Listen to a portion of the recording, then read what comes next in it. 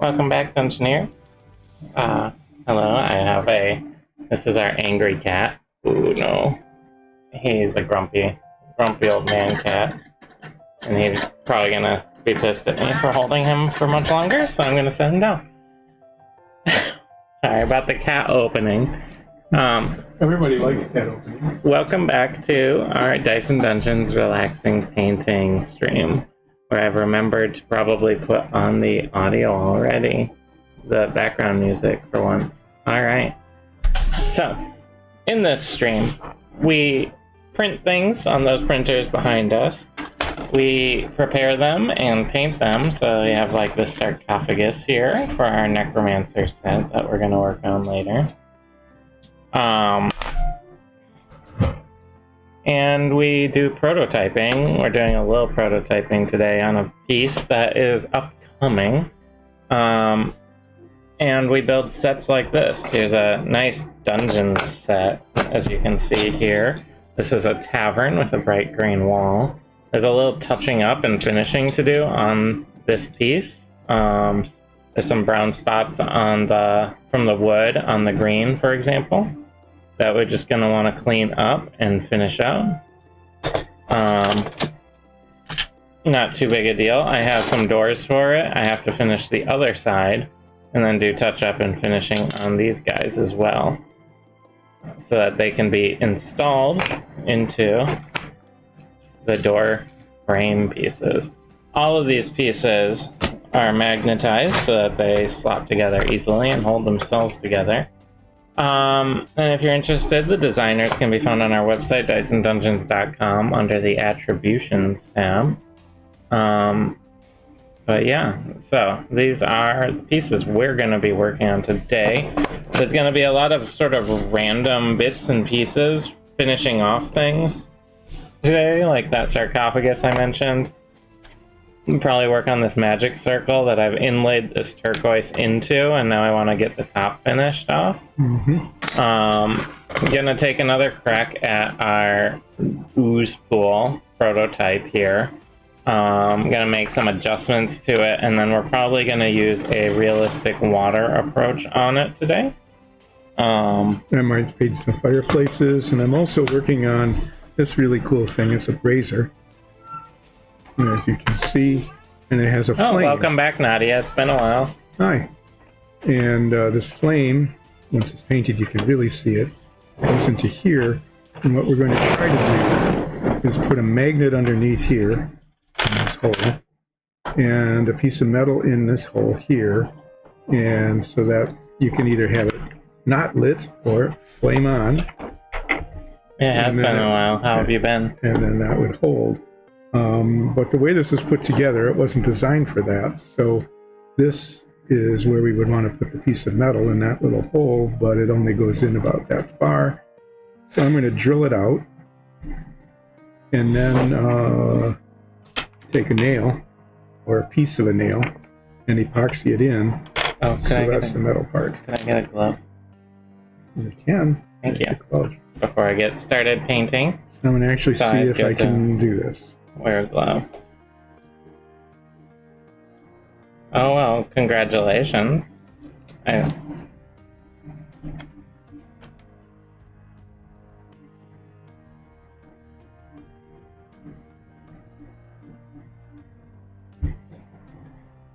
So this is a drill bit that is having no effect.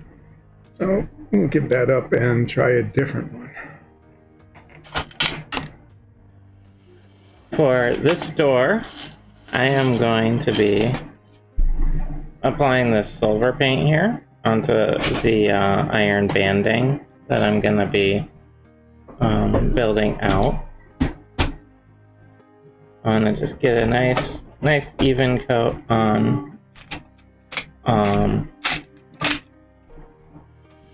this piece.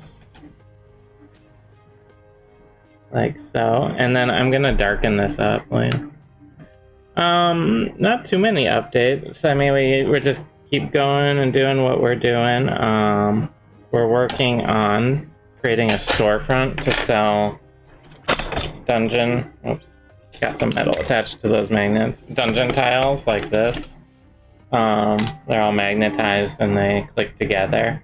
And we want to open up a store to sell them. So we've been plugging away at all of the nuts and bolts that go in and testing to do that sort of store. So that's been what we've been up to. Mostly. Just a lot of producing and painting and gluing and testing.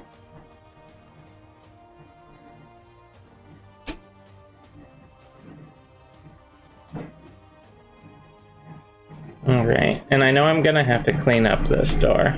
Here, you can do a flip. I'll do a flip with this door. There it is. Gotta have your flip. There you go. I don't know why you all asked for that.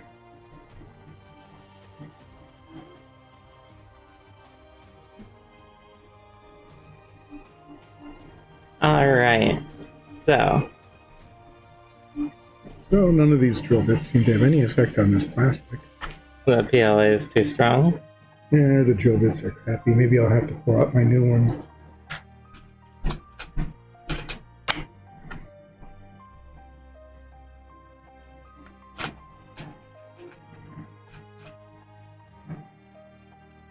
Alright, so getting all of these iron pieces in is a little delicate, a little time consuming, but it's really not too bad.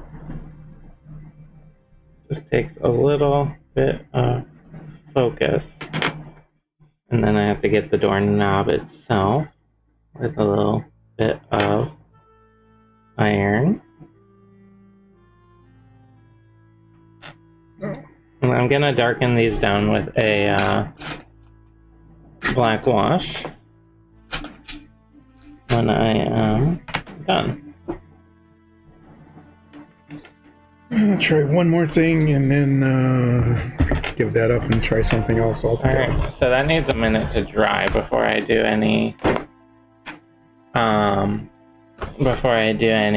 further work on that. I want that to dry, but I have 2 more doors to do here, so I have plenty of work to do. Are you going to want to paint anything in particular today that I should be holding off on? I don't know. What would you like me to work on? I can do these fireplaces. I've done one before. You can work on fireplaces, you can work on the sarcophagus. That might be fun.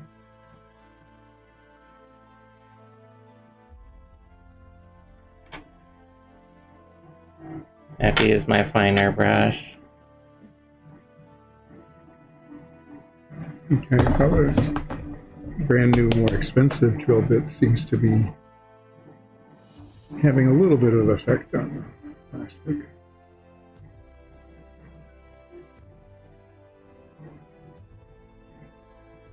So if there's going to be a piece of metal is in there, it doesn't really have to be very big, but no.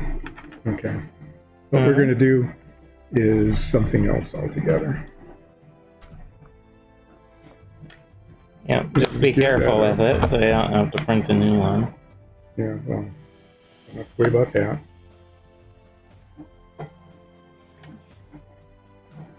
I'm being careful with it. So we're going to give up on trying to drill a hole in it, and we're just going to make a small, I need like about that much of a piece of metal to epoxy in. Yeah, for the idea behind what, did you talk him through the whole process? Mm-hmm. Alright, I was focused on what I was painting, so I just wanted to make sure everyone had it. So what we want to do is put a little piece of iron in this hole here, and a magnet underneath here so that you can pop a flame in. That flame on. Exactly.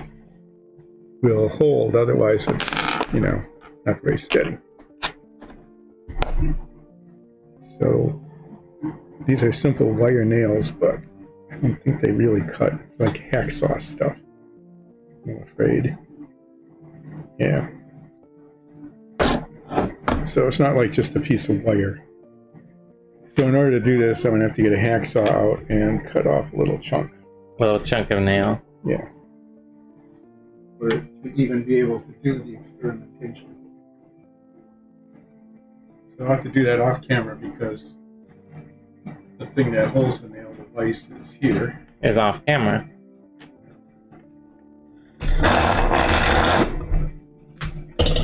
So you'll have to So you get to hear keep cutting swapping to just my view since there's nothing happening on the other camera.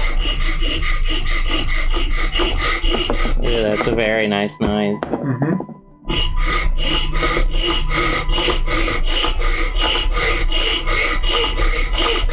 The sound of prototyping at work.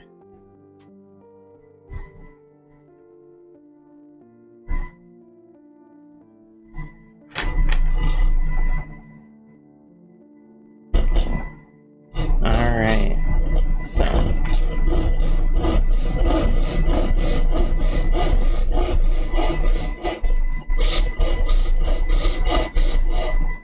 once these doors are done, we'll be able to there's one flip per show. That's the rule. Unless I accidentally drop something, then there can be multiples.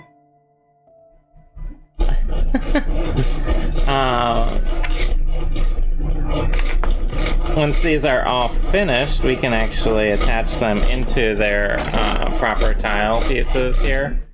So each door is going to go inside this dungeon frame.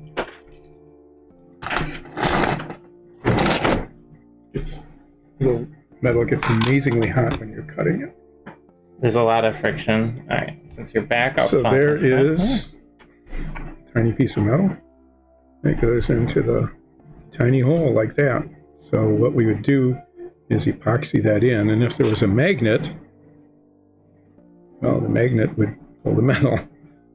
In this case, since it's epoxy to the flame, it should actually hold the flame in place, but still be easily removable. That is the key. So the next time I mix some epoxy, I'll be mixing some for that.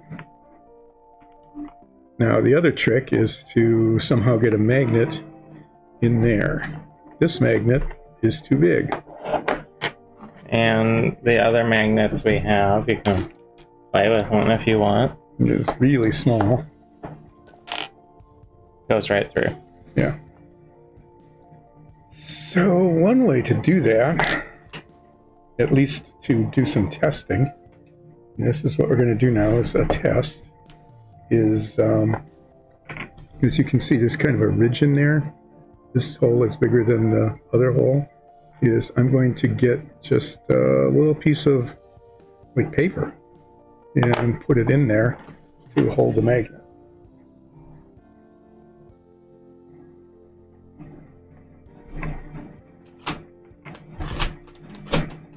Do you think we'll need something sturdier than paper long term? Yeah, but you don't really probably. Because it has to not fall apart over time. Yeah, I would use. Oh, okay. Well, the other thing is, you can use this.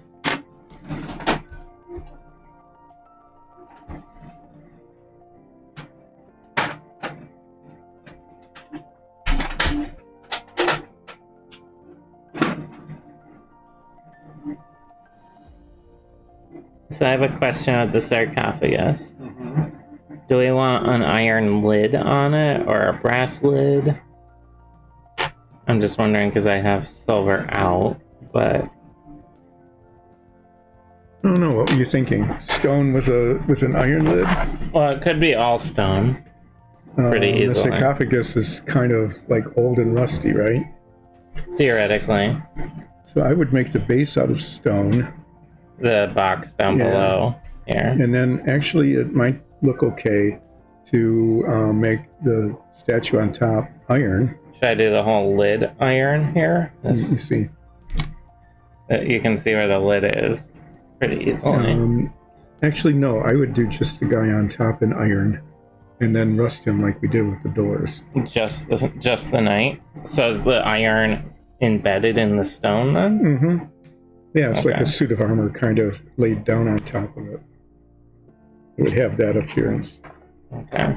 Well, since I don't have to be too careful here for an initial coat, and I just want to use up this silver, I'm gonna use a larger brush to get in and around this knight figure. So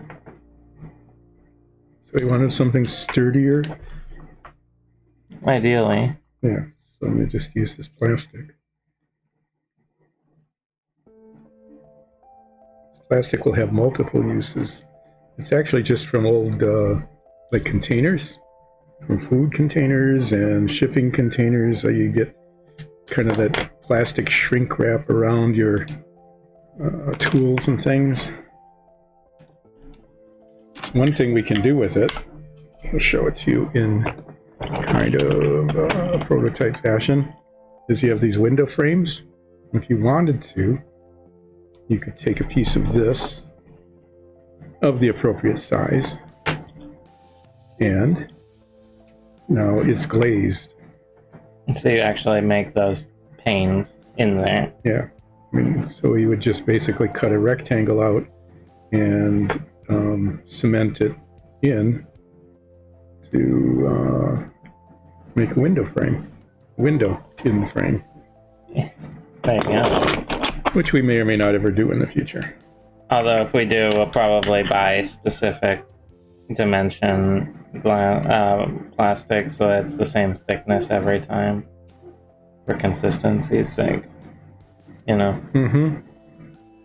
But for prototyping, You know, we would probably use the material we would use this material just to try one, to see how it looked, or even if it's possible to attach it somehow without the glue showing. the glue showing all over the place, which is a problem with that kind of thing. So I'm not too worried about the edges around the knight here. I just want to get it coated because when I go in to paint the sarcophagus lid itself, I will create that edge. And there's a lot of little hidden surface area in this knight that I have to. So I'm now very, not too terribly carefully cutting this to the right size so it'll fit in that hole on the top, but not go all the way through. But as I paint the silver, this knight becomes a lot more visible as to its shape and character.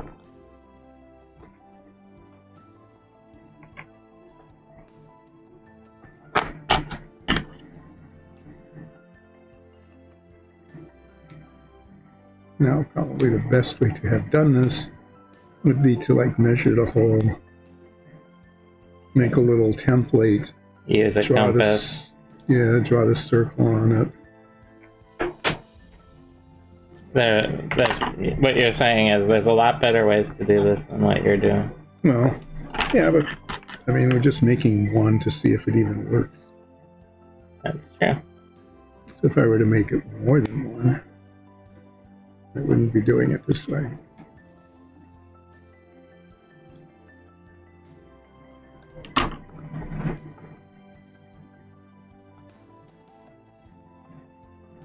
Okay, I'm gonna hold this up so I can see where I'm missed and where it needs more work and cleaning up. So it'll be off camera for a second. If I get a closer look. You think like that? Yeah, and then just stone around it. I think if that was rusted, it would look really pretty good.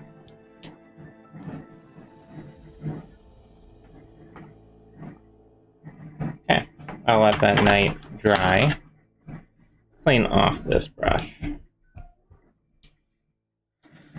So the first door I did should be a little on the dry side now. This was the first one I did. So what my next step is going to be to clean up this door. I need the flat brown right here.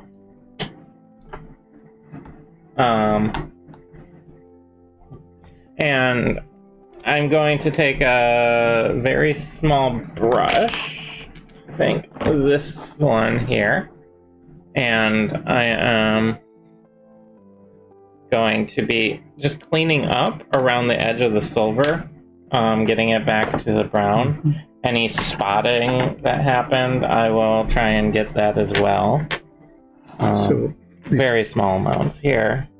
As we can see, I'll show this to Nikki because she'll be very impressed. So I push the plastic down in there. Okay. Drop that magnet on it. And then if you hold it, can I see? And that's the iron bit? Mm-hmm. That's the iron bit.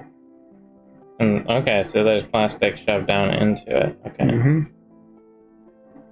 Well, so that might work. Yeah, actually. So to make that work, in reality, in a larger it'd be nice scale. to have a more powerful magnet. Is we want this to stick in this hole somehow, which it doesn't do now. So I'm going to do that in a temporary way. And we might... We're doing all sorts of temporariness here. That might be handled by changes to the model in the long run. Yeah, we're just getting a little bigger nail. Well, I mean, like, for getting the magnet in place, if we can change the model design a little, we can make it so the magnet will just pop in and can get glued in place, for example, rather than need an extra part manufactured. But this is sort of a proof of concept. That little bit of paper towel holds the magnet in place because it just fills in the little cracks. I've got a whole bunch of different kinds of nails, so it's pretty easy to get a nail that's a little bit bigger than that. I think this door is ready for finishing once it dries, so I'm gonna move on to the next door and keep doing these little touch-ups. They're not huge. They just take a little careful eye to spot where there might be some missing paint or a slight problem. Okay, so the metal hole's in there, held in by a piece of paper towel, and now we will do proof of concept. Well, it almost worked, except that the metal didn't stay in the hole.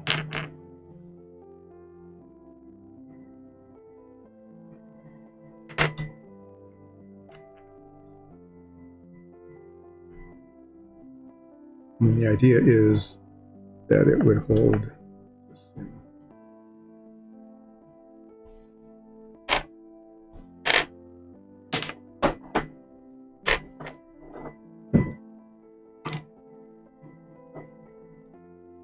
Okay, you mind if I keep playing with this?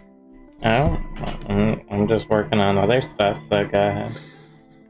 Okay.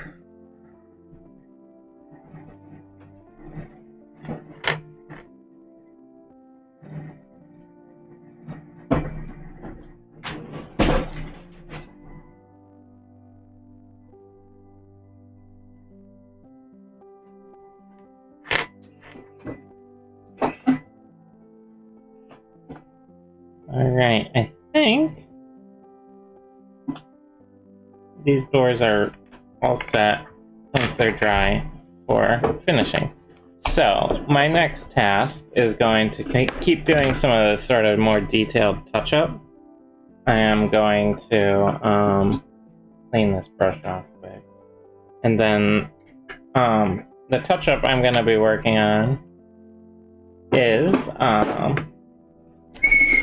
in this tavern set that we did, there are small periodic spots like here.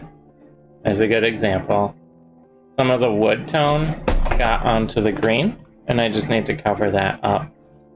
So, it's pretty straightforward. I just need a cup with the green, drop a small amount into said cup. And I'll just start with this piece since I've ID'd one of the areas that needs it. So you just take a little bit, cover that spot up, done. That'll dry down to the right color. And then you have to just look over and find other areas where, not that you can hear me over the saw. What? The saw is shaking your camera too. Find little, I just have to keep a careful eye out for those little spots like that. And this is just a quality control thing where you want to make sure the piece feels complete. So I'm going to set my complete ones over to my left so that I'm not grabbing from the incomplete ones. So that I am grabbing from the complete ones, I should say.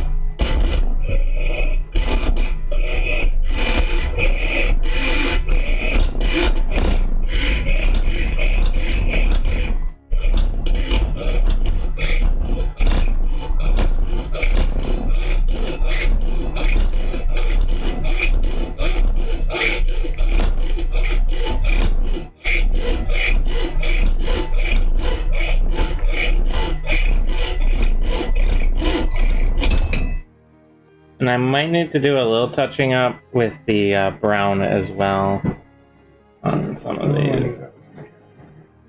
What happened? No, I'm trying to cut off just this little piece. You know, I was using a magnet to hold it. Uh-huh.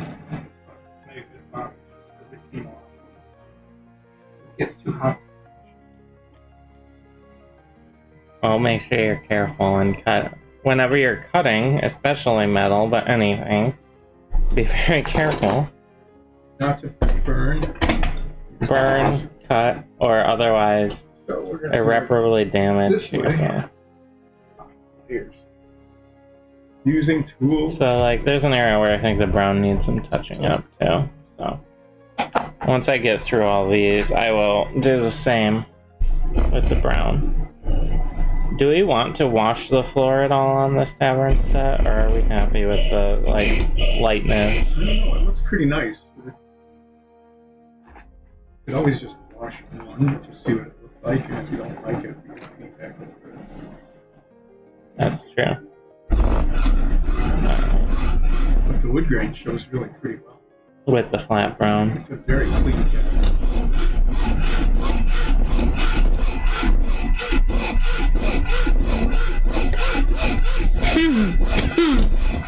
Trying to be as critical as I can with each piece. And I can move some of these pieces that don't have any green just right out of the way.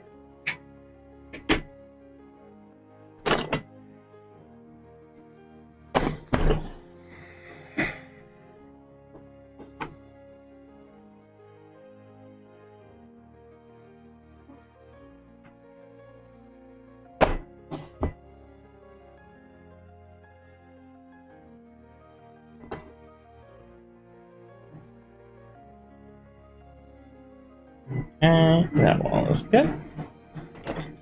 This is a fairly slow process, but kind of important to do to make a good finished piece. It might actually hold, we'll see.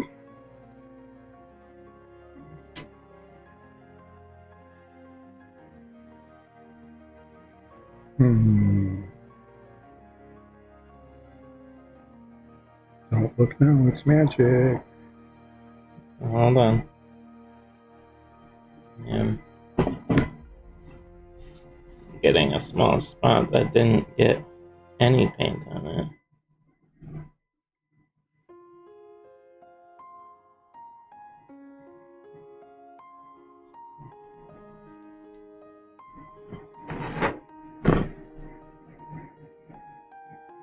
Okay, it's holding. Can I see?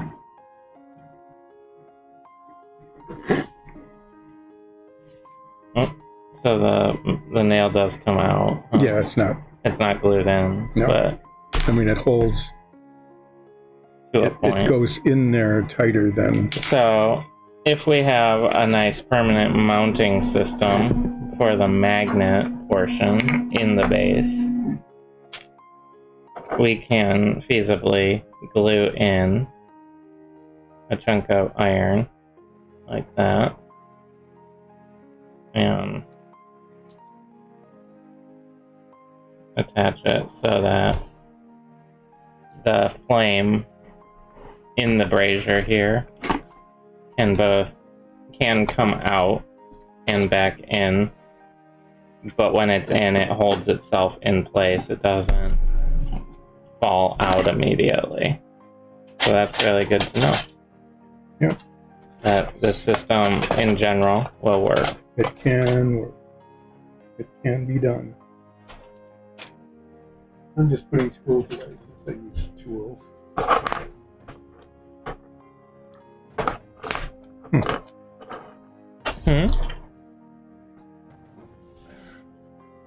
I'm gonna keep doing my Just looking for the pin vise for these tiny little. detail cleanup work here. Some of these are okay, some of them are less than okay. So we did proof of concept with the flame.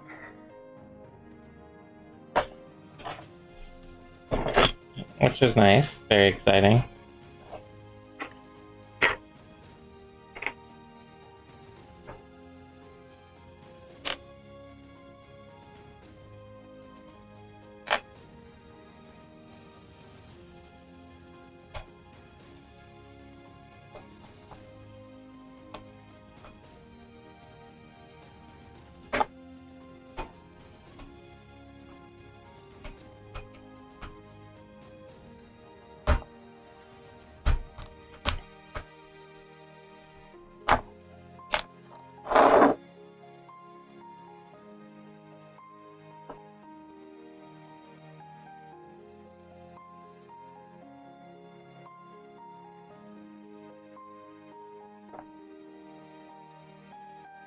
Getting all of teeny, tiny little spots.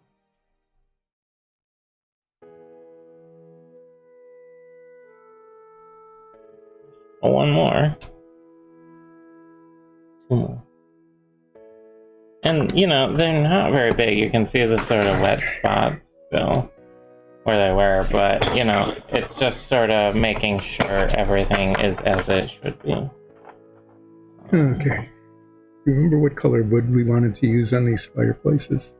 I think it was the red brown.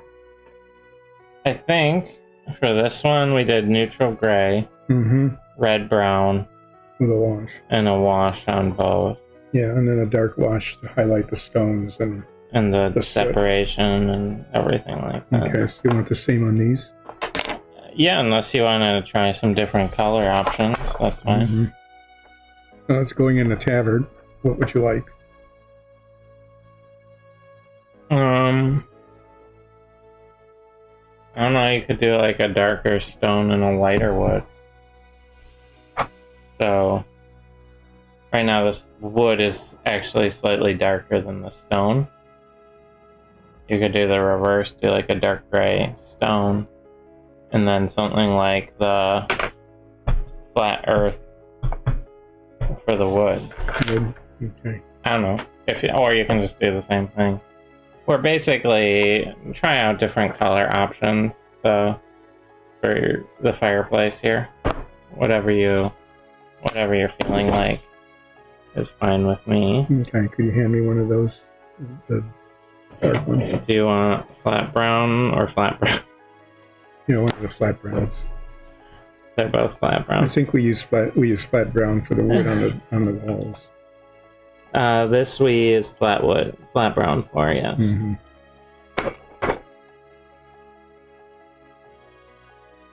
So we can make this consistent with the wall wood. Sure. As though it was like purpose built. Because it would theoretically be built into the wall of the tavern. Could make the stone green. Okay, so those are all painted in green. So now I want to do the same thing, but with the wood tone, which is the flat brown in this case. Okay, well, I'm doing this backwards. So I have a big old pile of pieces here. I'm going to go in the reverse order and go through each one, looking not at the green anymore, but now at the brown, and see if there's anywhere that needs touching up, cleaning up. Like right here, I think could use a tiny cleanup. So I'll do one in dark gray, one in neutral gray. The same color wood.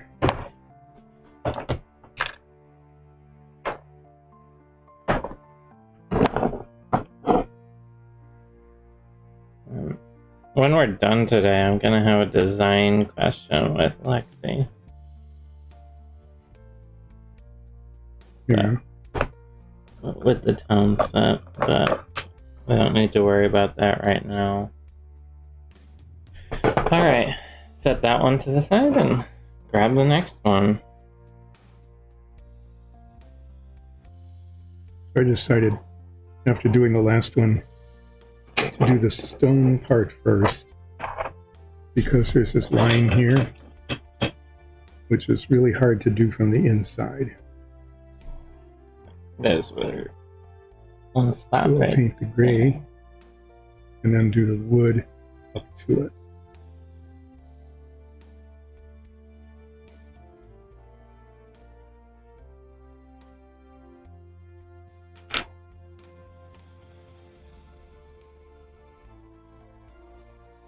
Alright.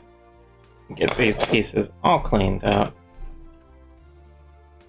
And while I am here, I can spot check the brown around the frame of the window pane. It looks quite good, but it's always worth double checking a spot or two.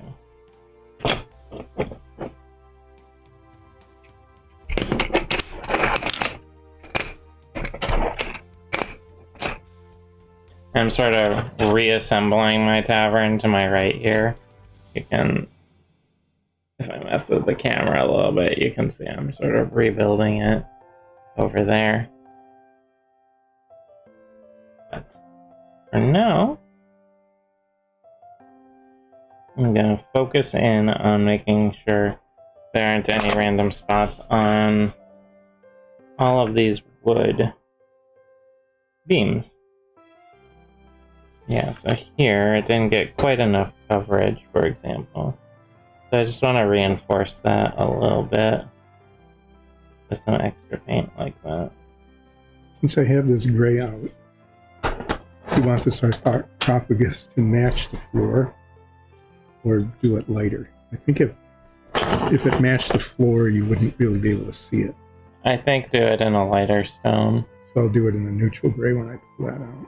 Yeah. You want it to pop. You could even do it in like red Oh, red granite? to really stand out. Yeah, that's a good idea. Or we could do the whole thing as a solid metal piece. Let's try it in the red granite. You're very opposed to a solid metal for some reason. Totally antithetical to it. Completely. No compromise. Let's see, this is inside corner goes next. This has a lot of wood grain to it, so I want to make sure it was fully and evenly coated. Here, just a quick check. This is an inside corner, so it sort of forms an inside corner. Suppose. I can get Start with the back of it. It should never visual show. example. It's supposed to be against the wall. And it's not textured very well. It's actually, you can see the lines and the printing in it, but we're going to paint it anyway, just so that, if it peeks around the corner, it doesn't look weird. Alright, this piece looks okay. This piece.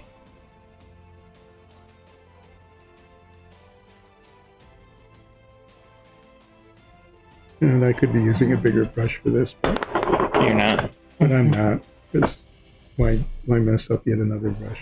Yeah, so this is the one, it has a slight discoloration here in this paint up here. I'm just gonna pop in a little more of this brown paint to get that. What? Oh yeah? How did that happen? It might just be the paint was a little thin there. Like it only got a partial cover. Something like that. It happens. That's why we do these quality checks where we go back over, get the paint where it needs to be a little thicker. And then the bunch of towels should be good. And then I'm going to take the big door frame. So I'm not painting the top part there because that's the wooden mantle. So there. That's going to change color pretty dramatically as it dries. And then I'll do the wood and then the wash. I'm going to do the other one in a lighter gray so that we have options.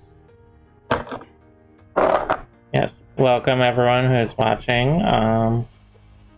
Feel free to ask questions. We print all these pieces ourselves here at home, and we use a lot of them in our D&D game that we stream Sundays at 2 p.m. Eastern here on this Twitch channel. But we're also looking at maybe developing a store for these. These are prototype pieces we're working on. And once I finish this last corner, I can show you the full well, it's not really a dungeon. This is a tavern specifically, but we also have made dungeon tiles. Yeah, we have a necromancer lair, which is very dungeony that Nikki can put together and show to you too, if you'd like. Once I am done cleaning up this, alright, I think I'm gonna spot there. Yeah, sometimes the paint doesn't get fully thick on there. Could you put a dungeon underneath the tavern? I mean, theoretically, these tiles, you could probably stack them one deep, but it might be, you know, if you put some cardboard in between, I think you could do it. There's not enough central support probably to do the full thing, but here is the tavern in its glory. Let me raise up the camera so that people can see the full thing. It is all magnetized, each tile, so they pop together, so they're easily pulled apart. You can pull out each individual piece, separate the whole thing fairly easily. So these are what we've been working on for some time now, getting them all the way we want them, and they're completely reconfigurable. So if you don't like this tavern layout, you can swap the pieces around to get a new one. So I'm gonna set the dungeon aside, the tavern, I keep calling it a dungeon, the tavern aside for now. And I'm going to finish its doors. So these are 3 doors that go onto that tavern. And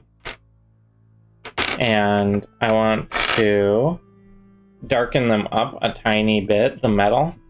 They're a little too bright and shiny right now. And I'm also going to lay in some black wash in between the wood here,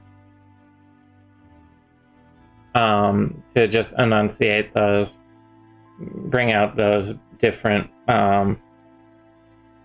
chunks of wood. So to do that, I need a black wash and a cup for said black wash.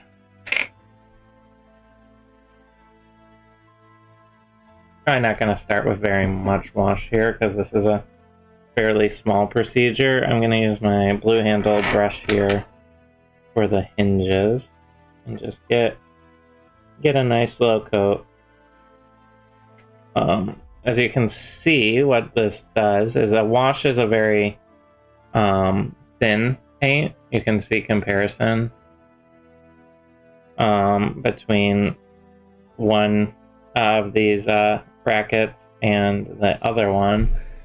It just tones down that color. I'm using a black wash, so it creates a black translucent paint layer over what I have painted above it. Because it's so wet, it has a tendency to run and slide off where it doesn't want to, so I'm going to just keep it right on the table so that gravity is working with me rather than against me. And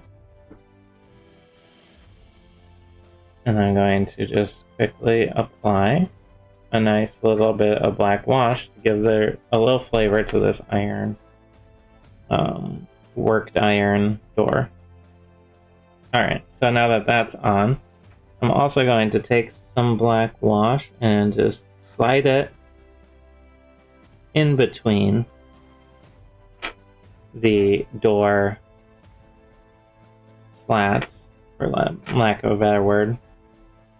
The different chunks of wood that make up this door. The boards. The boards. That's a good word for it. Boards. Did you just think of that word? Mm-hmm. Oh. So, what this is going to do is just bring out the sort of different boards from one another, give them a little visual separation. It'll be fairly subtle, but I think it'll be nice.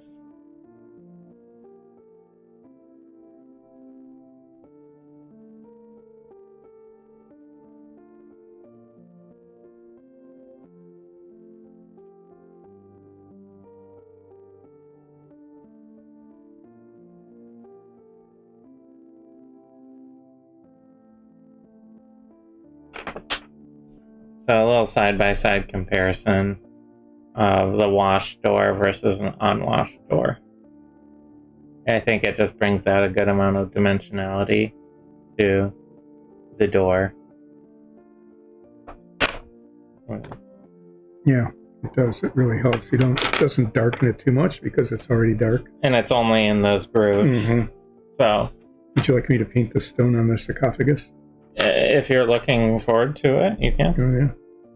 I'm guessing start doing the hard part by painting around a little bit. Oh, that's right. We're doing it red. Good remembering. Remembering from upwards of 5 minutes ago. No, it must almost be 8.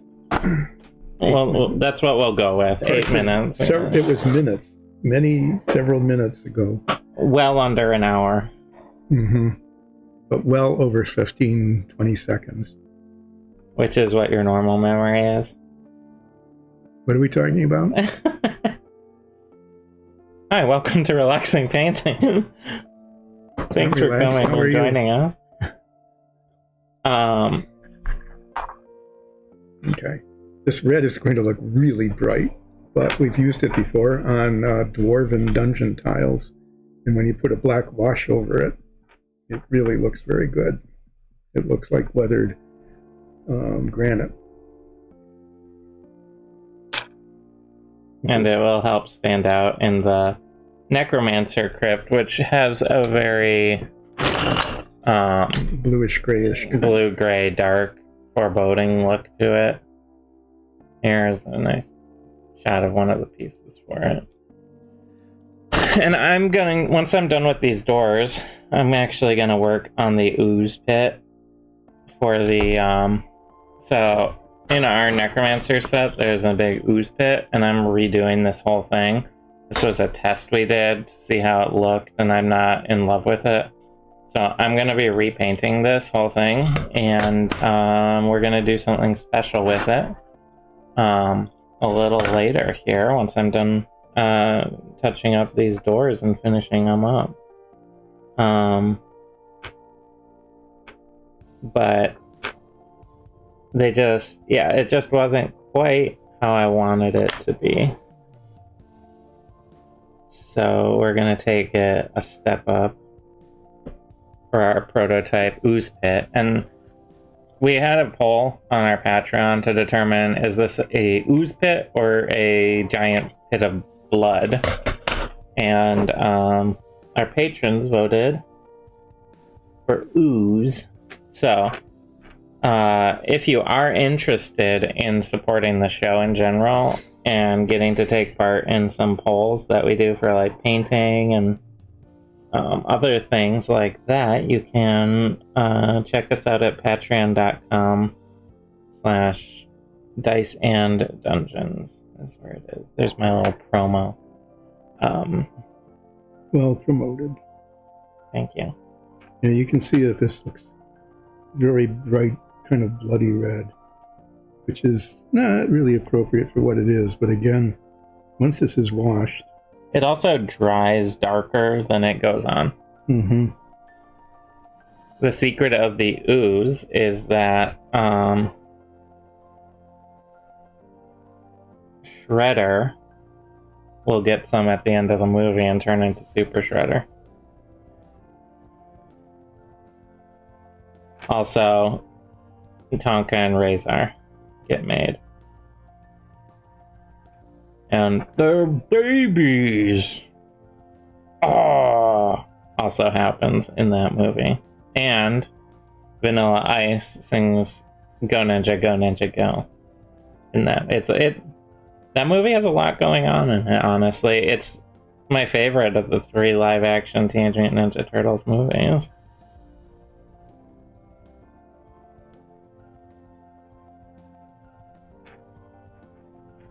Alright. And it has a great joke. Hey, I think that's Raph. Yeah, a little too Raph. After they did, like, it's quiet in here. A little too quiet. And stuff like that. It's a pretty solid movie.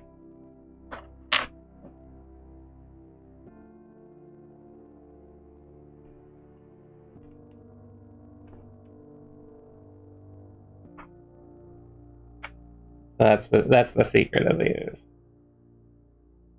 I think the actual secret of the ooze was just like how the turtles got made in the movie. Like, they didn't know where they'd come from, and they learned that it was this ooze. Yep, and that they were just plain old turtles before that. That was the actual secret of the ooze, I believe, in the movie. Which is kind of funny, because in the cartoon, like, it just shows you that right off the bat in the opening. But, so it's like, didn't you watch your own cartoon? I'm sure that's how that universe works. What's really weird is in the, it's the same ooze that made Daredevil. Probably, and the Joker. It's all one ooze. All one universe, too. Yeah, Oozeverse. The Oozeverse? Oh boy. I feel like that's a thing somewhere. It probably is. That would be very sad if it were true.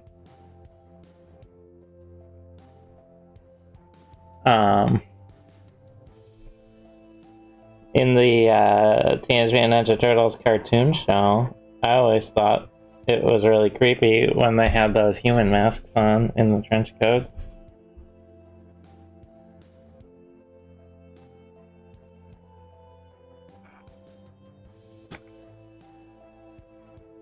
With their like weird rubber human faces that all looked identical.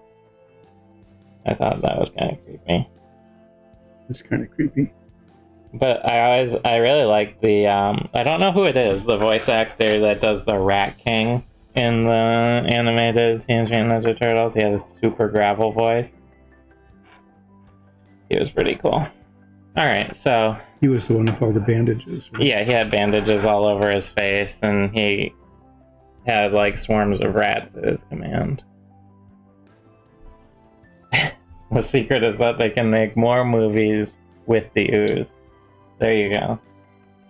Anytime there's an ooze in a movie, it's all the same. Alright, so these are what the finished store products look like. Once these, I'm gonna give us a second to dry, so that I can flip them over and do the same thing to the other side. But I think these are looking pretty nice. Set that aside. And to do this ooze pile, first thing I'm gonna do is cover this all up and start from scratch. Should I start from scratch with the green or the olive? I think the darker color on the bottom. The olive drab. That's more ooze colored anyway. So, I'm gonna... So do you want it darker with lighter highlights above it? I'm probably gonna do a layering, actually. So, first thing I'm gonna do is paint over everything I did previously and recover this. And then I'm gonna highlight the stone circle that makes up the rim of this a bit more. Actually.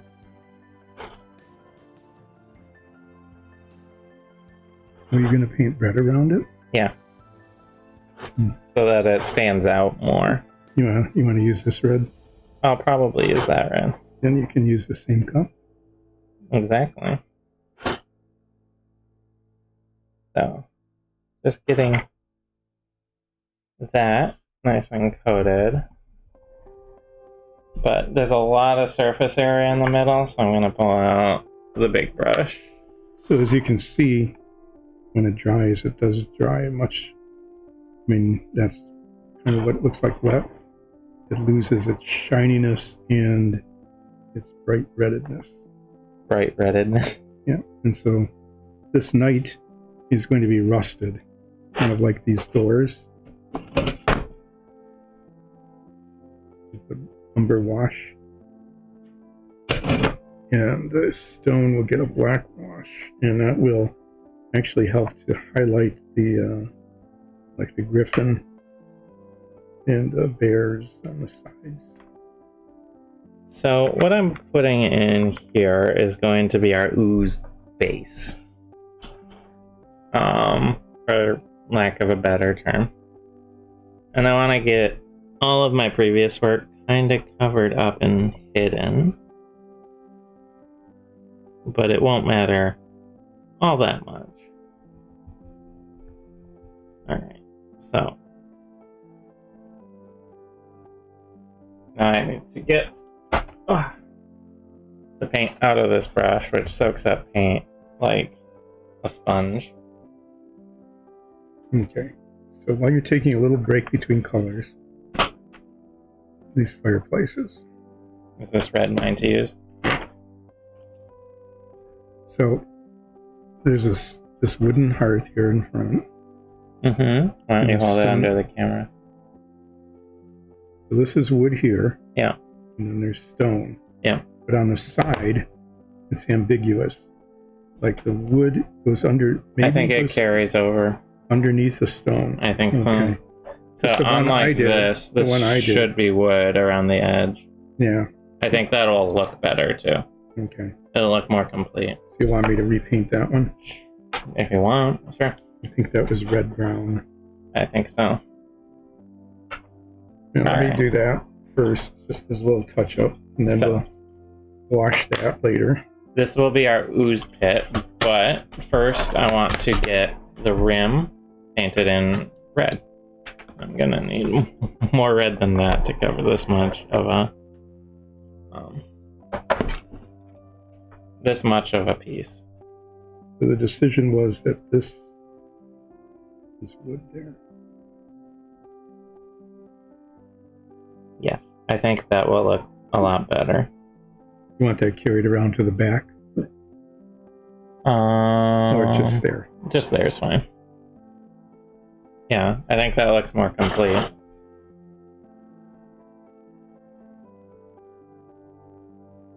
I'm just getting the top right now, and then I'm going to use a smaller brush to do the sides. And I'll do the outside while the inside paint finishes. So this looks like two different colors. This gets darker as it dries, and then there's a wash over it that we'll probably put on.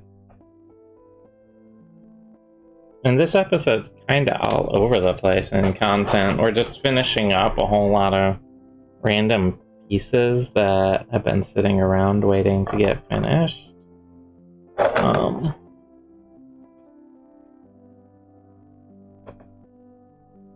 It's funny, you can, because I'm doing a big ring of the scarlet, you can see as it starts to dry how it starts to darken.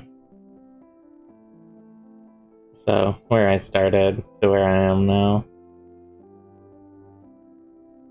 Yeah, that olive drab does look kind of oozy. Yeah. It has a much better ooze flavor than the dark green, the deep green, which was more forest color. Mm-hmm. I think the olive drab will serve as a much better base.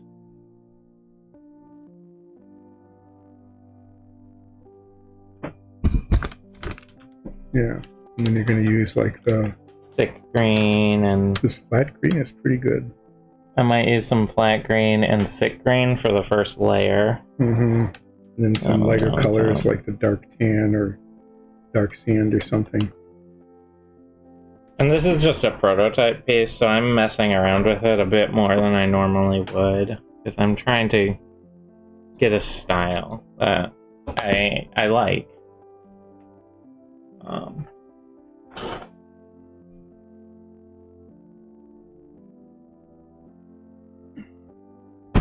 So what she's going for is kind of like how this turned out.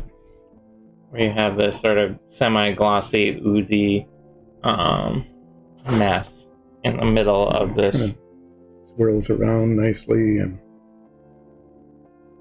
so on, and that's done with the realistic water.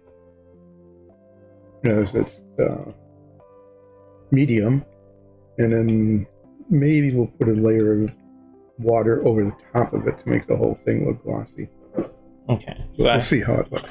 I have the outer ring done on top, and I'm gonna need to go around the side and inside and outside, which will be a little tricky. I'm just getting the excess paint off my brush because I don't want to waste it. I'm not going all the way down yet.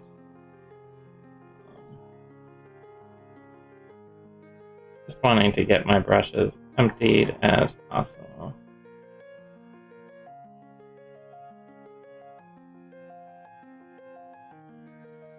And if you see that bright white, that's actually sort of a plastic putty to help seal things for when we put the liquid in.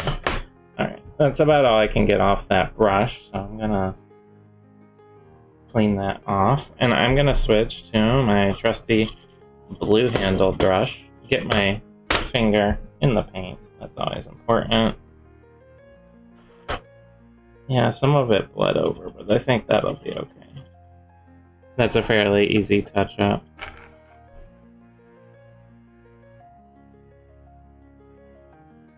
And if I can just minimize how much touching up I need to do, I'll be happy. I'm gonna pull up here because this is a larger piece I'm working with.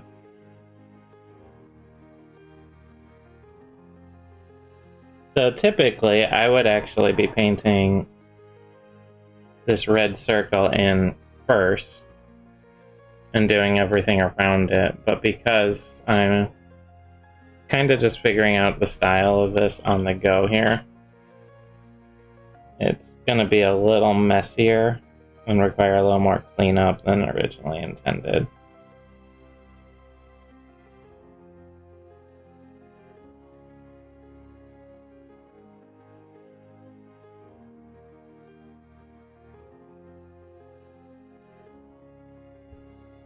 You can see along the stone here, I'm gonna have to redefine that line a little more later on.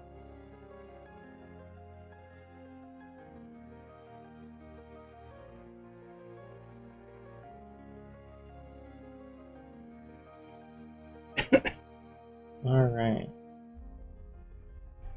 But you can see I have to get this outside edge all put in, so. And when this gets a black wash on it, it'll look nice and dark and creepy.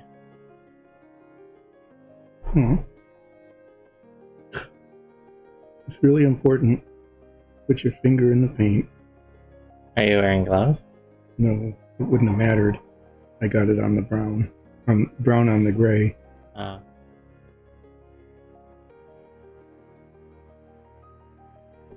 This is why sometimes people use holding devices. Yeah, like a grip, which we have sitting over there. Which I could probably just do instead of getting brown paint on everything, so I have to pull the gray out again. Do you want the grip? Yes, please.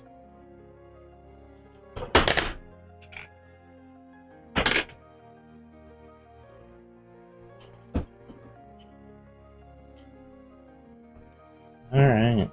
There. Back to work on my evil ooze pit.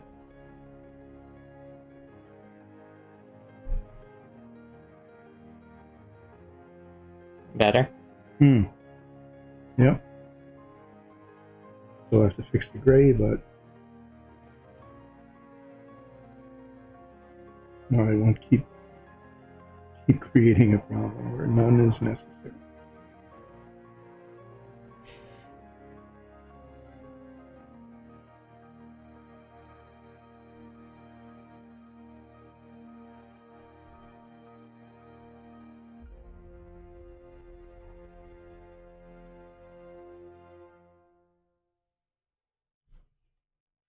Alright. Yeah, this would have been a lot easier to have painted this in and then done the stone around it.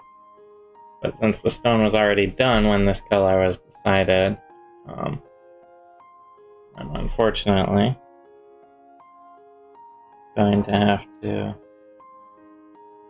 just cope with that and sort it out myself later.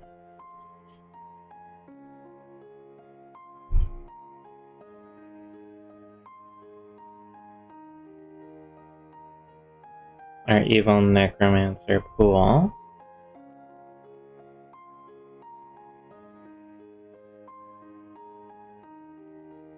This should make the whole pit stand out a lot more, though, in the, Putting the red rim around it? in the dark creepiness of the... necromancy thing. Of the necromancer crypt. Which is the goal, is to make this sort of a centerpiece. So I'll fix the gray later when I get because I'm painting the brown on this one the same color as the brown on that one. Since this paint's out, might as well finish this.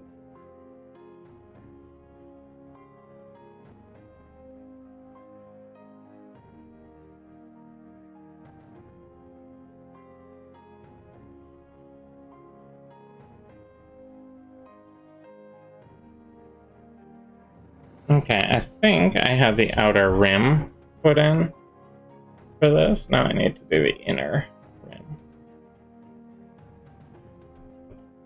Which I started and then need to finish.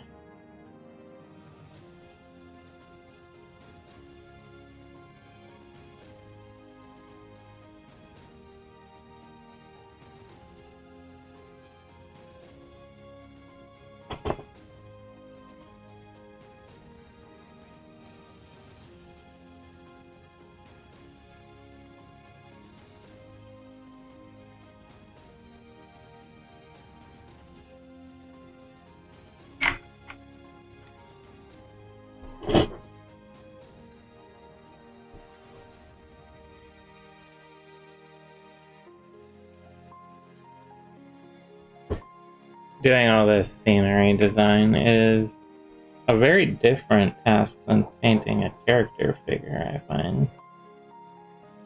On the one hand, you don't have to do nearly as much fine details of like, oh, I'm painting a tiny bag. which can be fun in its own special way.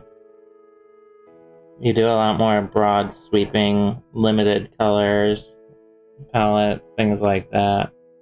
But some of the scenery you create by doing that can be really cool when it all comes together. And I think that's the most gratifying part of doing any sort of scenery painting like this. When it all comes together, and then you're just like, you set up your combat and you have your enemies like pouring in on the heroes and stuff like that, and it's just like it's right there. It's not a theater of the mind thing. Mm-hmm. And you say things like, I close the door, and you can actually close the door. Yeah.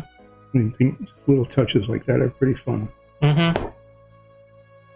Yeah, I think it's pretty neat when you have it all together.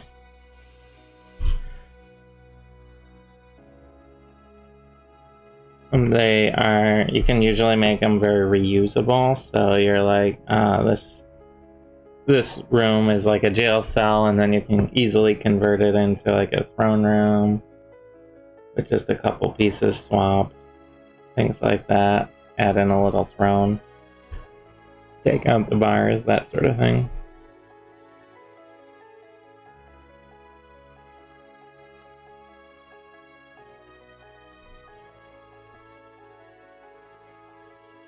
Yeah, so for example, like this tavern, you could probably turn it into a saloon or a bar.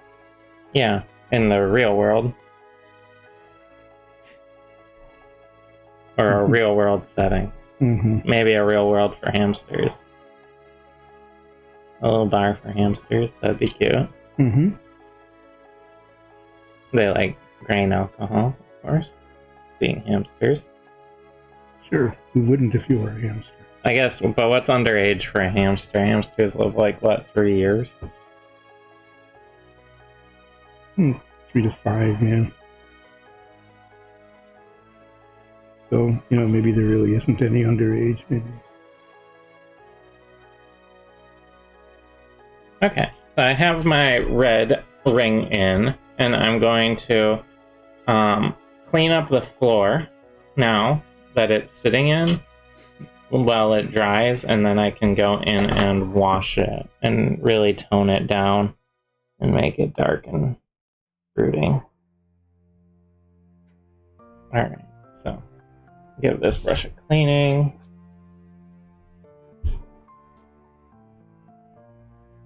Alright, so what I need is my field blue.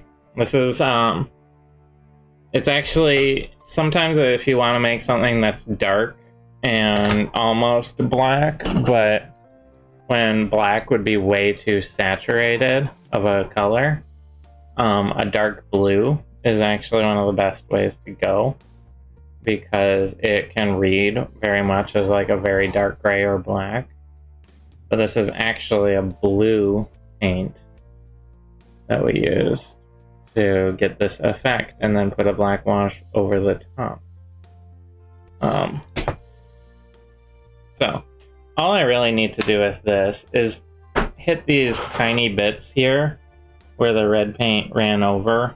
They might not even be easily visible, but if I hold it up, like right there. So I'm just gonna go around and clean up those floor tiles where,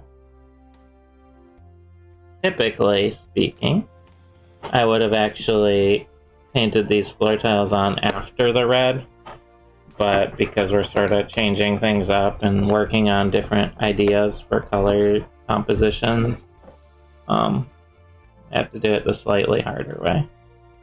But it's really not that bad, as you can see.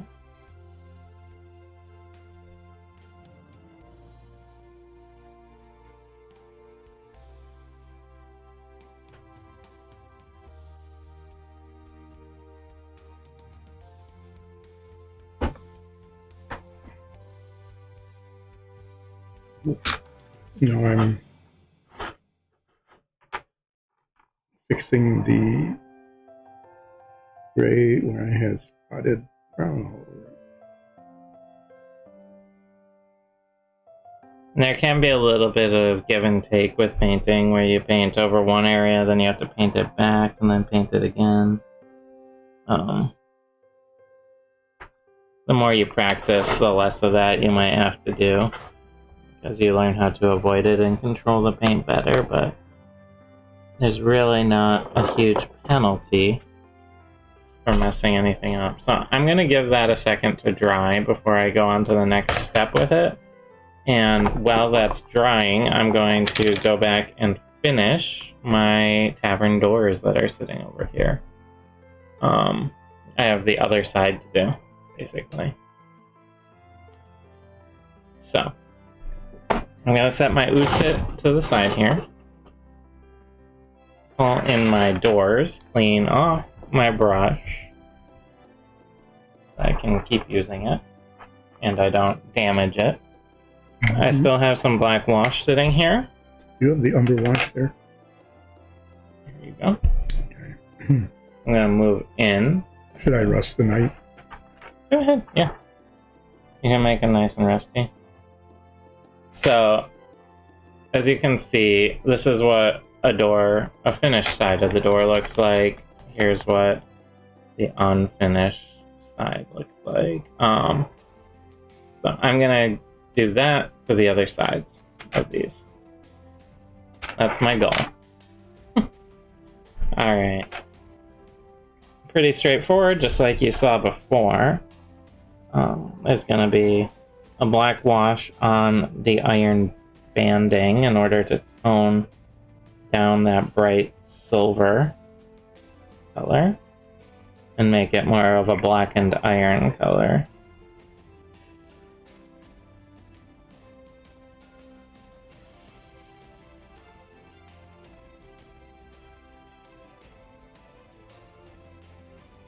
Get a little on the doorknob as well.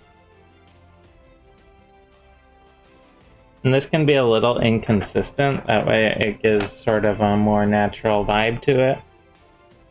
I don't want to spread it too evenly.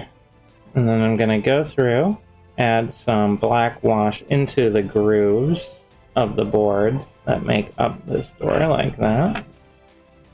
Do the same on the top of the door. Like so. Nice and quick and easy.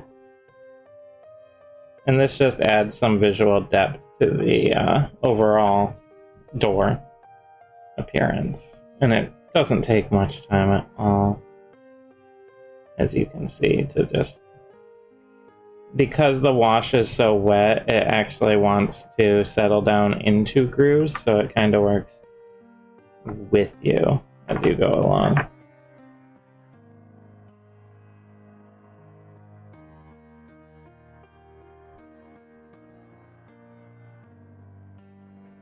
There. So, that one's all set. Grab my next one, flip it over, and do the same thing. And I only have 3 of these doors to do, which isn't too bad.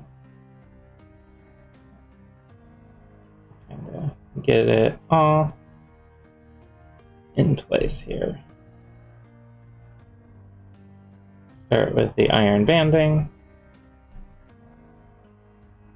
I guess it's like an iron banding and hinge all in one, which is kind of nice. And here we go.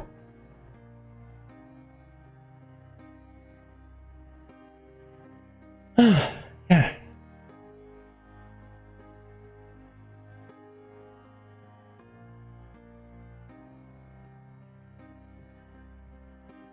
Okay.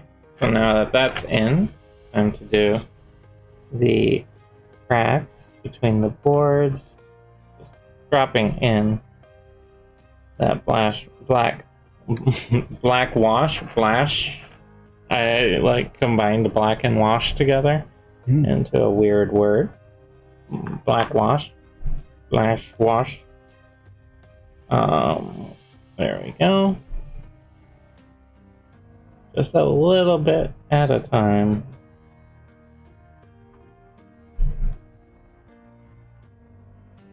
you can see how quick and easy this sort of thing is. Because the model has actual grooves printed into it, it makes this sort of thing a lot easier because I'm not trying to create an illusion of a groove from scratch, but rather I'm just working with the model to highlight them. So now we have a rusty knight.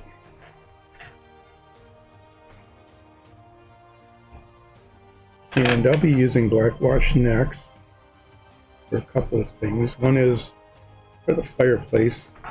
Here's a kind of before and after of what a fireplace looks like without and with a black wash.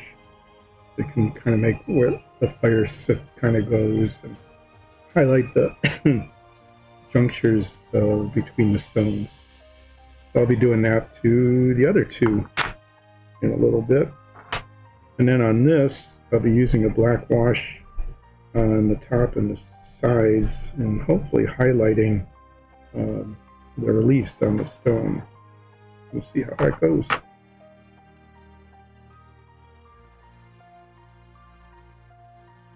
And getting that there, and now I can do grooves. So I did two of these, one in a light stone and one in a dark stone. The dark stone, it'll still show the black wash. It won't show as much, though. But it'll be a lot more subtle. Yeah.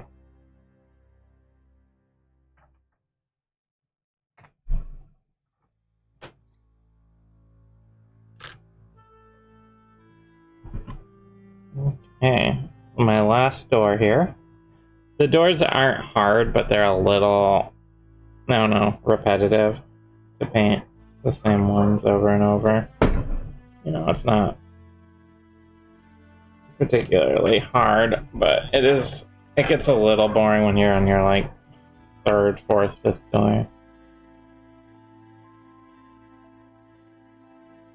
Just pop those in, let that dry. That glisten will start to disappear as they dry down, so I'm gonna set those to the side. So are you done with the black wash then? No. Oh, okay. I'm gonna black wash the red. I'm gonna be black washing the red. Now that I'm working on a bigger piece, I'll pull out again. Alright. So the first thing I want to do actually is black wash the floors where I touched up, just to get those consistent with the rest of the floor. Get them back to normal, like so. I could probably do this as part of the red. If you just want some black wash, I can hand it to you. Yeah, I think I'll just want some black wash. Let me just grab a little extra, and then I'll hand you the bottle.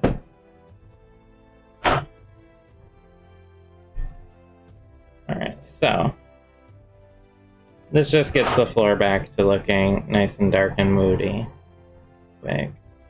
So we're going to want to wash all of this red to bring it down to a very dark and terrifying sort of stone color. So I'm not going to skimp too much on this wash. I actually would like it to be quite dark. Because if it's too red with a green ooze, it's going to look like a Christmas puddle. But by bringing it down a long ways with this dark wash and leaving pools of wash on it to sort of settle, it's going to create a very dark and moody, mysterious red stone that I want for my necromancer pit. My necromancer's ooze pit. So, going around like this. This is going to take a little while to dry because I'm putting a fair amount of wash on it. And with any paint, the thicker you apply it, the longer it takes to dry. And I found wash has kind of got an odd temperament where if there's almost nothing on the brush, it'll dry super fast and will often dry on the brush. But if you have a lot and it's fairly saturated, it'll take a long time to dry.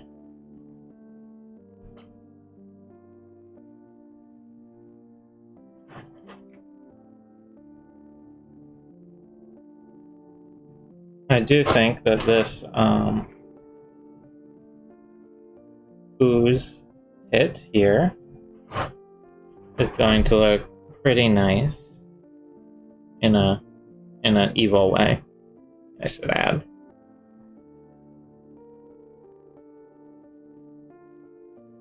I'm just going to be getting the inside edge of the pit now, going around a bit at a time. I don't care too much if a little bit of the black wash spills into the olive I've painted on the inside, because that's gonna actually get some realistic water poured over it with some color, so it won't be nearly, it won't really be visible. The olive is just creating sort of the base coat of it.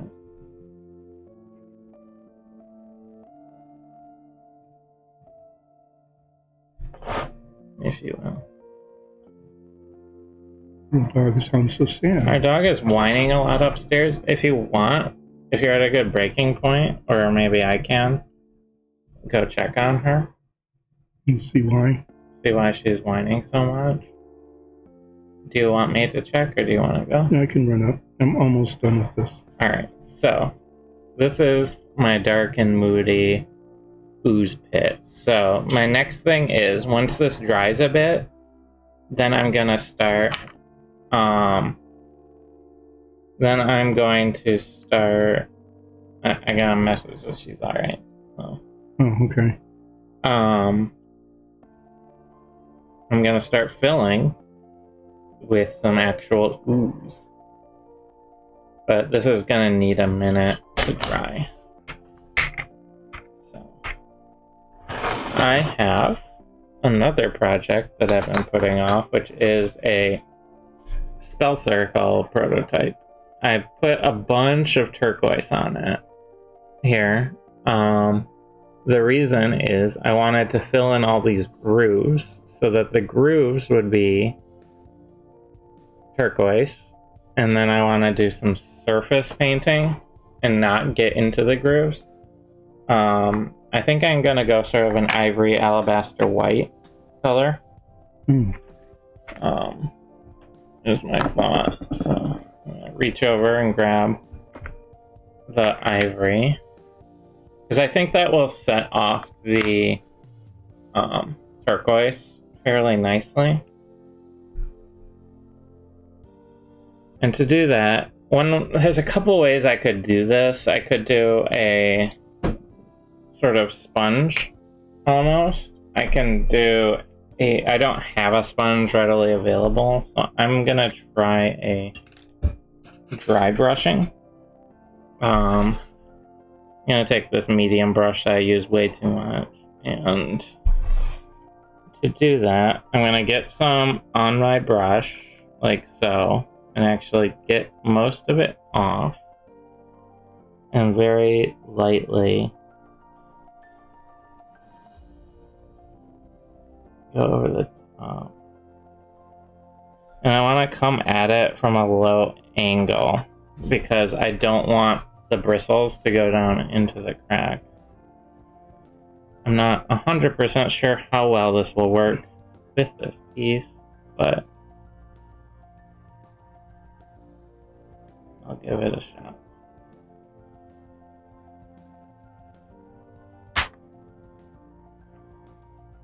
Usually dry brushing is better suited for like toning or shading than it is for full coverage. But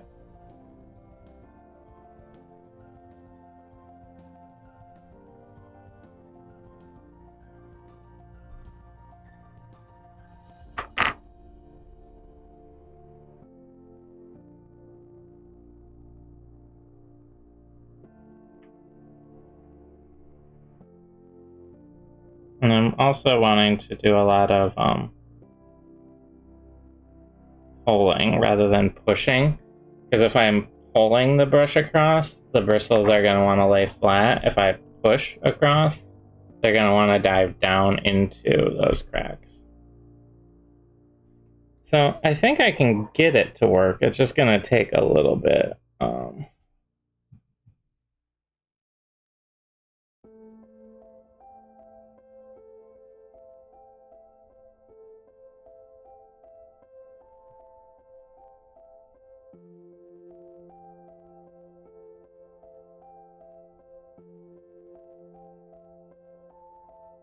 I might do a little less drying and see if, because I'm not going to get much coverage if I dry the brush too much, but if I keep the brush really flat and pull with it, I might get my desired effect here.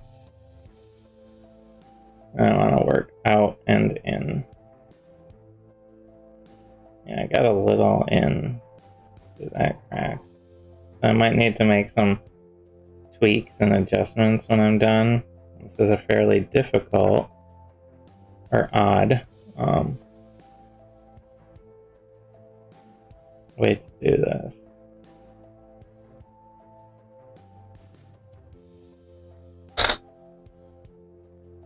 Do a little more ivory.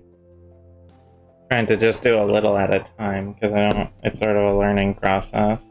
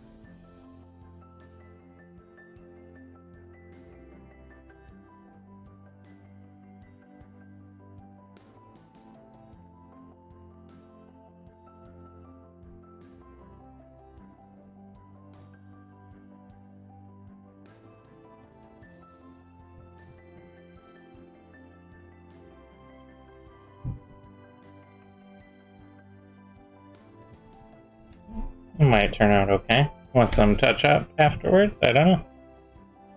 The joy of exploration.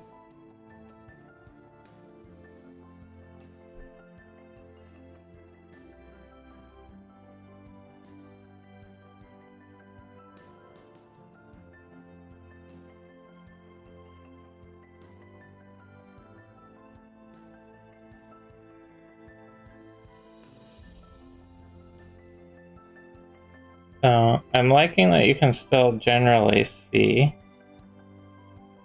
the magic circle here. It definitely is going to need some touching up with my finest brush. But I think it's workable.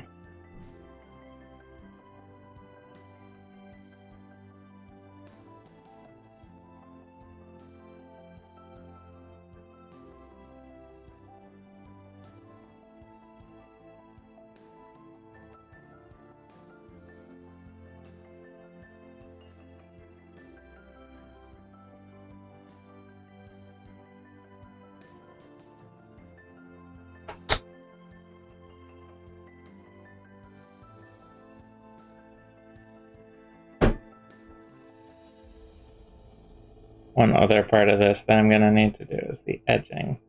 All these edges will need to be white as well to match the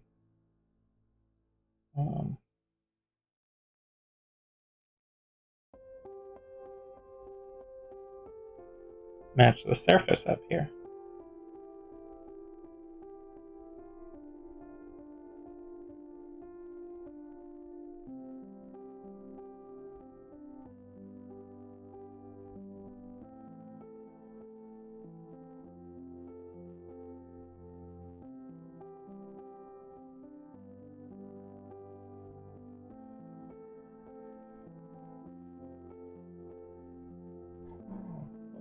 much on that brush there.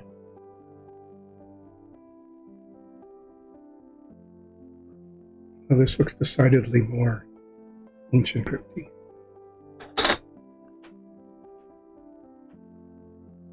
Yeah, we'll need to get that shoulder back down to silver.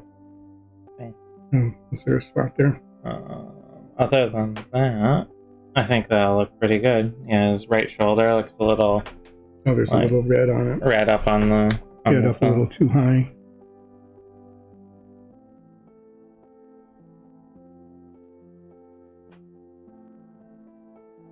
So this isn't perfect, but it's sort of moving in the right direction. So I'll probably have to experiment a bit more with techniques to do this in the long term. But this has kind of a nice arcane vibe to it that's happening.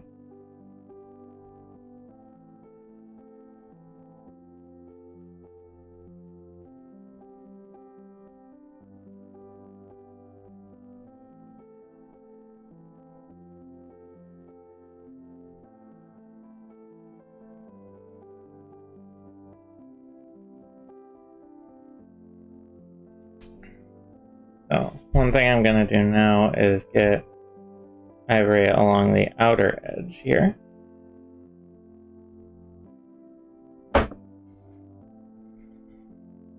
Okay, so there's some tiny little spots where the red crept up apparently on the armor. I'm going to need like a dot of silver. Yeah, just touch those up and then do umber wash again over that.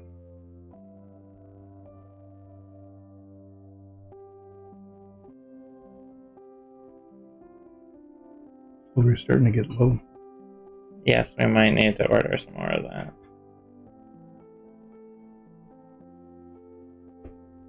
I'll do a paint inventory sometime soon.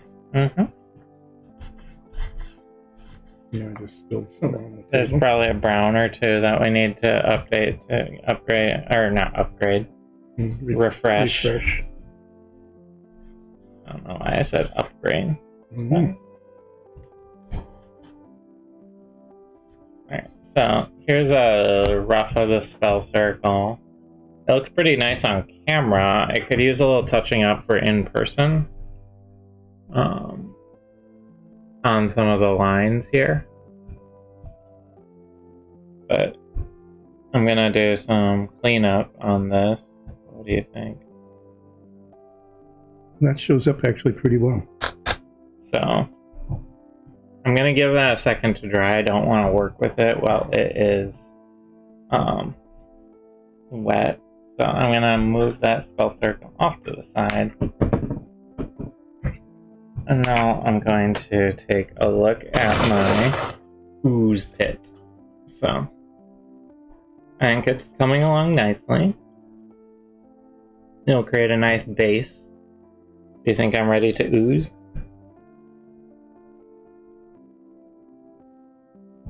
Yeah, you want to ooze? I'm gonna do some oozing.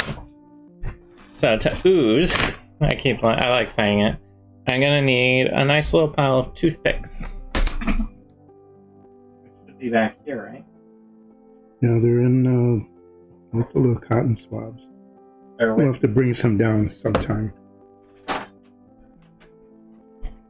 The ear cleaner swabs. Yeah. Non-name brand cotton swab sticks. Little pile of toothpicks. Alright. So, for this first layer, and I might do this in several layers, I want a brighter green, so I have this. Let me bring it down. Here we go.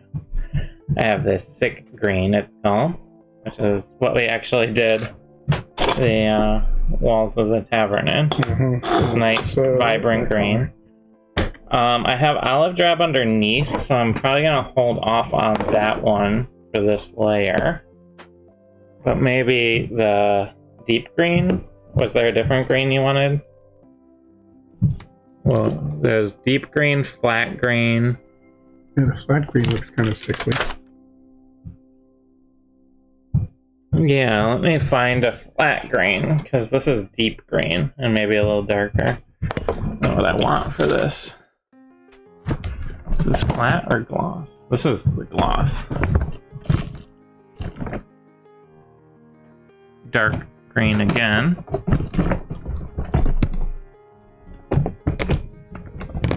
I am searching through our paint bucket. Is that it? Flat green? Flat green. Flat green. Alright, so these are my two colors for the first one. I have flat green and sick green. I'm going to give both of them a bit of a shake, and I also want to get my realistic water ready. This is what we're going to be using. Realistic water. TM. Could I have a second glove just because I'm working with the resin? I don't want to get my hands covered in it. It's a very, very liquidy resin when it comes out. But one nice thing I found is that it actually speeds up the drying process a lot when you do thin layers with paints in them. Mm-hmm. Yeah, instead of taking a week, it takes 2 days. It takes like 3 hours. Depending on how much there is. So I'm putting in a drop kind of randomly of each color. Let's do a smaller cluster here and one there. So I have some wet paint and a cluster there. And haven't opened that one in a while. Maybe I'll shake it even more. Mm-hmm. Yeah, that one has not been used in quite a while.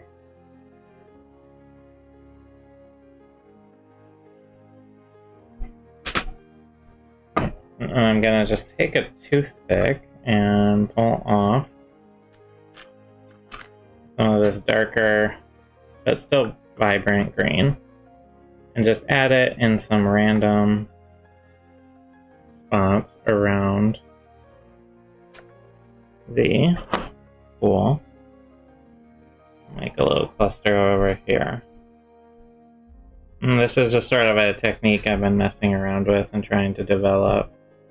Alright, so that should be good for our starter pile.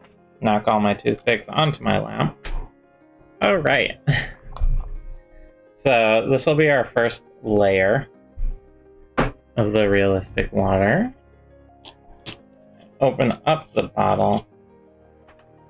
Figure out where the pour spot is. And then I'm going to want a small, thin layer, so I'm going to be a little careful. Control the volume. That's probably enough. So part of it I can spread by letting it swirl around, and I'll probably need to use the toothpicks to push it into place and a few others.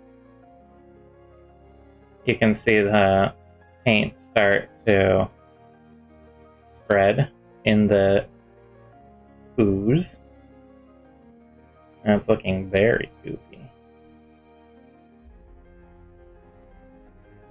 It's not wanting to spread too much more, so now I'm going to do some of it manually by just taking a toothpick and pushing it into the various spots. And this also has the added effect of mixing the paints up a little bit here.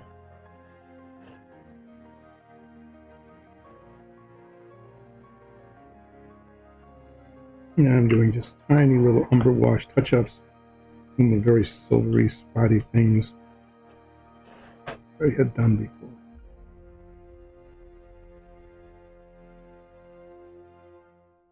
I think I need the tiniest bit more over here, because there's some elevations that happen in this specific print. Just a drip there.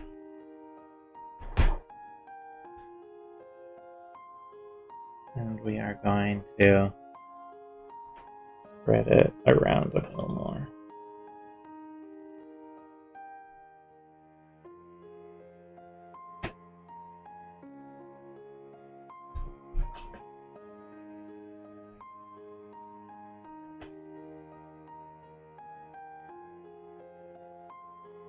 And luckily, with an ooze pit like this, if it looks yucky and messy and gross, kind of the goal. That looks like it's sealed okay.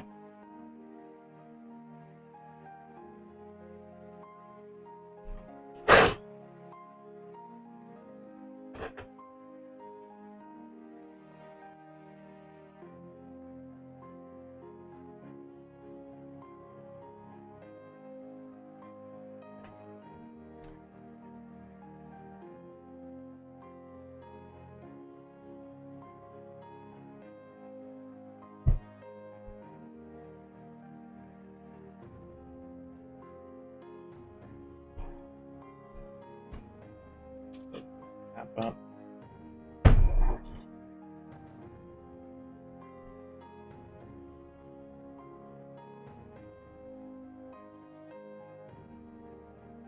Now I'm going to try and sort of artistically, oozedly have these colors colliding in with one another.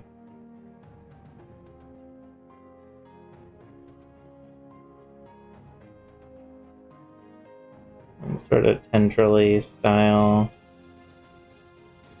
ways.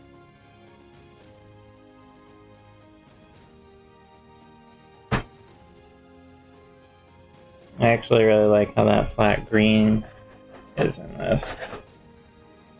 Yeah, that's a good color, isn't it?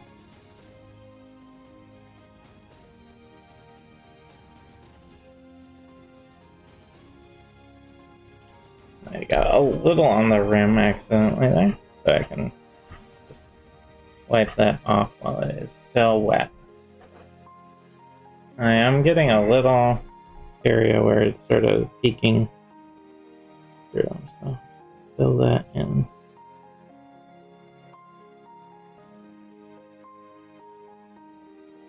Alright. There's one little right there. There's a little That's divot. wash. No, in the pool. Of what, red? No, just a little divot in the surface. A bubble or something. Yeah, that does happen. It's actually the paint hardening. Okay. So, what we're going to do is leave this, now that it's looking proper oozy. Anything that looks a little off on the surface, we're actually going to put a clear coat on top. So that it has a gloss to it. So it's very glossy and oozy looking right now. With the paint in there, it's going to matte down a fair bit when it dries. And because it's an ooze pit, we want that glossy effect. So we're going to put another clear coat on top once this dries. And you'll be able to see through it, but it will maintain that glossy feel of like that liquidy glossy feel that you're seeing here. So if there's a little bubbling like that appears, since it's an ooze pit for a necromancer layer, I think that's okay. And I'm not sure if I would color this more. I feel like that looks pretty good. Yeah, I think it does too. For a ooze pit. But we'll definitely put another layer of clear coat on top, which will take a little while to dry. So that is our necromancer's ooze pit. I'm going to slide that off to the side. We have about 10 minutes left. How is your project going? Well, I got 3 fireplaces. That's the first one, and then these are the ones I just did. We have... Came out okay. Want to put one in the tavern? Yeah, we can do that. These are taking a while to dry because they're down in the cracks, so we'll hold off on those. But let me pull the tavern that we've been building into frame. Bring the camera up. Alright, which one do you want? This one? I don't know. This one? Which one do you think? Not that one? No. Let's go with this one. So, there we go. It is I'll pull out this piece so you can set the fireplace in the tavern like that. That's kind of fun. Let's see, and we have to do some bars yet, right? We have some bars to do. Are those printed yet? That are going to run along here. I don't think they're printed yet because we've been reconfiguring things and they are being tested. So we need to do those doors. So those doors, once these dry, we can attach these doors into these frames here and here. I want to give those some time to dry because the liquid is down in the crevice. Yeah, and it's drying slowly. It dries slowly because it's not exposed to air very much. And the necromancer pit's gonna take a while to dry out. My spell circle here needs a little more work. I need to get back in with the turquoise and redefine some areas, but I think it's looking fairly spell circle-y. Mm-hmm. I'm gonna have to use my superfine brush for that. And our ooze pit is finally looking oozy. It looks pretty oozy to me. I like it. I think it looks really good with the water. Yeah. With the realistic water. It worked out pretty well. All because of bottle cap experimentation. And we can do the same with reds to make a blood pool. And that will look really good too. I like the dark red stone around it. Yeah, that helps it pop a bit more. So the next show will show you the necromancy. I mean, we could put that together if you wanted and show it to them. Yeah, why don't you slide the pieces over to me as I get everything out of them. This is pretty much done now.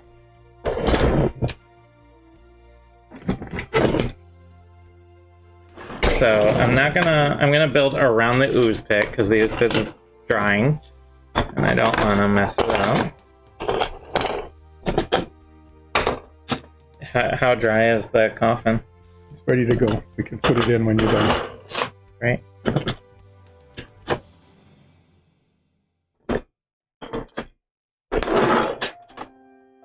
So inside corner. Ooh, that ooze pit looks a lot better. I'm really liking how that looks in there. Yeah. Mm-hmm. Alright, and that's how easy it is to assemble this. And a crypt needs a coffin. So there's a necromancer crypt in completion. We got working doors, we got an ooze pit, we got a coffin. It's looking pretty nice, I gotta say. Mm-hmm. Yeah, I'm really happy with that ooze pit, especially once we put it. So you can see as it dries, it's matting a little on top. Yep. And once that's fully or dry enough, it doesn't need to be 100%, but pretty much 100%. Yeah, you don't want to dissolve it again. Yeah.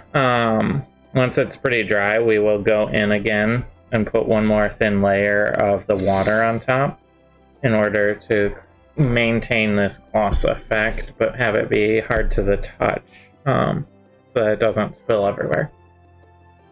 I'm very pleased with that. I think Lexi's idea of making this rim red works very well. I think swapping to the we have a cat guest. Come here. No.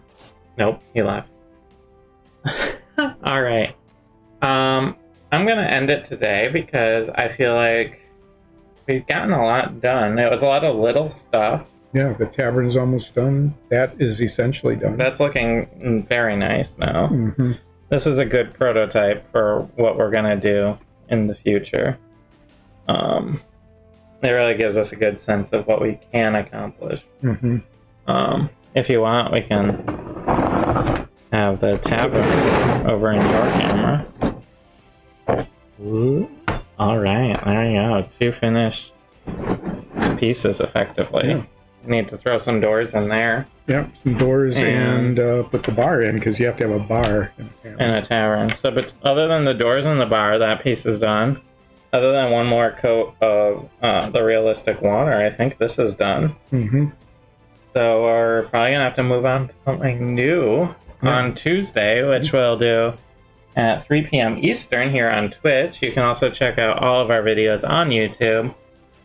If you want to take polls to help us make decisions about these sets, we run those on our Patreon at patreon.com/dice and dungeons. And we do other stuff that interacts with our D&D show. You can get in credits on things. There's all sorts of little things. There's behind the scenes improv sessions, all sorts of fun stuff. So make sure to check us out on Patreon. If you're watching on YouTube, do all that stuff they always say with like the likes and subscribes. Otherwise, follow us here on Twitch. All that if you want to see more of these sorts of dungeon sets. Anyway, thank you so much, everyone who came by, and we will see you later.